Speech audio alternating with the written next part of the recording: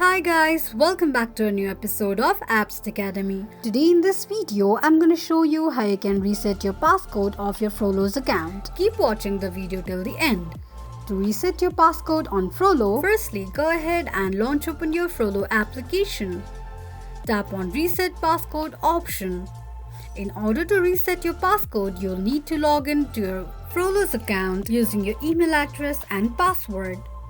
For that, tap on Reset. Enter your email address and password associated with your Frollo's account and tap on Sign In.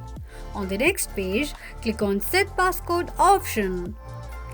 Create a new passcode for your Frollo's account. Confirm your new passcode by re-entering it and tap on Continue. This is how you can reset your passcode on Frollo quickly and easily just in few steps. If you have any thoughts or queries, let us know in the comments section. Don't forget to subscribe to our channel. Also, press the notification bell icon so that YouTube will notify you whenever we post a new video. I hope this video was helpful to you. Thank you so much for watching.